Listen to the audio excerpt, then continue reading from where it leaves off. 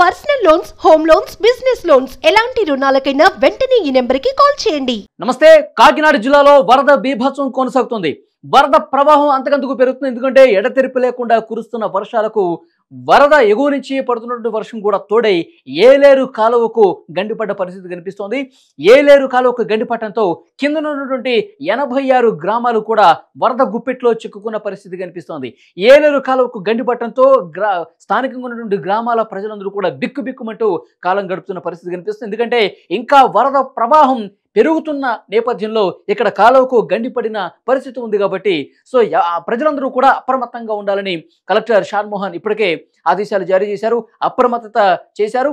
దాంతోపాటు గండిని పూడ్చే కార్యక్రమం ఒకవైపు జరుగుతుంది. మరోవైపు ప్రజాప్రతినిధులు అక్కడికి వెళ్లి పూర్తి స్థాయిలో పరిస్థితిని సమీక్షిస్తున్నారు. ముఖ్యమంత్రి చంద్రబాబు నాయుడు గారు, డిప్యూటీ సీఎం పవన్ కళ్యాణ్ గారు ఎప్పటికప్పుడు ఆయా ప్రాంతాల్లో పడుతున్న కాలువల గండ్ల మీద ఎప్పటికప్పుడు అక్కడ స్థానికంగా అధికారులకు ఆదేశాలు ఇస్తూ అప్రమత్తత సూచిస్తూ సమీక్షలు కూడా జరుగుతున్న పరిస్థితి. ముఖ్యంగా తుని కావచ్చు, పాయకరావుపేట, కోటనందూరు ఈ పరిసర ప్రాంతాల్లో మరింత అప్రమత్తంగా ఉండాల్సిన అవసరం కనిపిస్తుంది. ఈ ప్రాంతాల ప్రజలు కొంత భయంతో గడుపుతున్న పరిస్థితి కనిపిస్తోంది. ఎందుకంటే విజయవాడలో ఏ విధంగా జలదిగ్బంధమైన పరిస్థితి మనం చూసాం. ఎందుకంటే అక్కడ పూర్తిగా బుడమేరు పొంగి ప్రవహించి విజయవాడని చాలా కాలనీలు ముంచేసిన పరిస్థితి ఉంది. కట్టుబట్టలతో రోడ్డుల మీద పడ్డటువంటి పరిస్థితి ఉంది. సో అలాంటి పరిస్థితి రాష్ట్రంలో ఎక్కడెక్కడైతే కాలువలు ఉన్నాయో, ప్రమాదకరంగా పొంగి ప్రవహిస్తున్న పరిస్థితి ఉందో, ఎక్కడైతే భారీ వర్షాలు పడుతున్నాయో అక్కడ మళ్ళీ ఇలాంటి పరిస్థితి రాకుండా ముందస్తుగా చర్యలు తీసుకోవాల్సిన అవసరం కనిపిస్తుంది.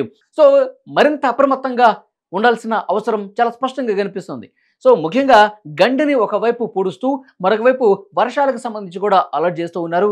ఎవరైనా సరే ఇలా కాలువలు దాటే ప్రయత్నం చేయవద్దు. వాటర్ ఇప్పుడు రావట్లేదు కదా, ఇప్పుడు మనం అటు నుంచి అటువైపుకి వెళ్దాం అని చెప్పి ఇలాంటి డెసిషన్స్ తీసుకోవద్దు. దయచేసి ప్రజలందరూ కూడా ఆల్మోస్ట్ బయటకు రావద్దనే చెప్తున్నారు. ఎందుకంటే భారీ వర్షాలు పడుతున్నాయి, ఏలేరు కాలువకు గండిపడింది.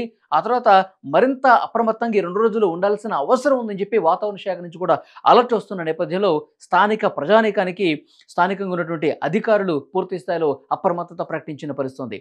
సో ఏలేరు కాలువ గండి పూడ్చే ప్రయత్నాలు ప్రస్తుతం జరుగుతూ ఉన్నాయి. స్థానికంగా ఉన్నటువంటి 4 నియోజకవర్గాల్లో 86 గ్రామాలు పూర్తి స్థాయిలో భయం గుప్పిట్లో కనిపిస్తుంది. ఎందుకంటే ఆ వరద ప్రవాహం పెరిగితే నేరుగా గ్రామాల్లోకి వచ్చేస్తుంది.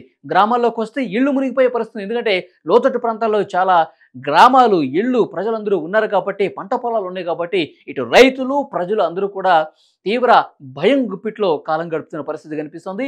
ఒకవైపు గండి పూడుస్తున్నారు, ఏలేరు కాలువకు గండి పూడ్చే కార్యక్రమం జరుగుతుంది. కానీ వర్షాలు మరింత తీవ్రంగా పడి వరద ప్రవాహం అంతకంతకు పెరిగితే ఈ గండి మళ్ళీ కొట్టుకుపోయే ప్రమాదం లేకపోలేదు. ఎందుకంటే వాతావరణ శాఖ కోస్తా ఆంధ్రలో కావచ్చు, ఉత్తరాంధ్రలో కావచ్చు ఇవాళ రేపు భారీ వర్షాలు, భారీ అంటే అతి భారీ వర్షాలు కూడా కొన్ని చోట్ల రెడ్ అలర్ట్ జారీ చేసిన పరిస్థితి. కాబట్టి ఒకవైపు గండి పూడుస్తున్నప్పటికీ కూడా వర్షాలు పడే నేపథ్యంలో చాలా జాగ్రత్తగా ఉండాల్సిన అవసరం ఉంది.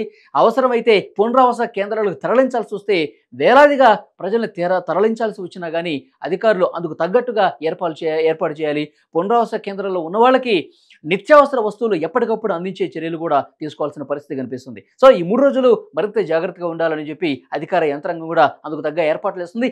ఎప్పటికప్పుడు మానిటరింగ్ చేస్తున్నారు ముఖ్యమంత్రి, అలాగే డిప్యూటీ సీఎం. స్థానికంగా ఉన్నటువంటి కలెక్టర్లు కూడా అంతే అప్రమత్తంగా ఉండి పనులు చేస్తున్న పరిస్థితి కనిపిస్తుంది. ఏలేరు లాంటి కాలువలకు గండి పడుతున్న నేపథ్యంలో ఇలాంటి కాలువలు రాష్ట్ర వ్యాప్తంగా ముఖ్యంగా కోస్తా ప్రాంతంలో ఎక్కడెక్కడ ఉన్నాయి, వాటి ప్రస్తుతం అక్కడ కాలువల పరిస్థితి ఏ విధంగా ఉంది, ఎక్కడన్నా గండి పడే ప్రమాదం ఉందా, వీటికి సంబంధించి కూడా ముందస్తు జాగ్రత్త చర్యలు అధికార యంత్రాంగం తీసుకుంటోంది.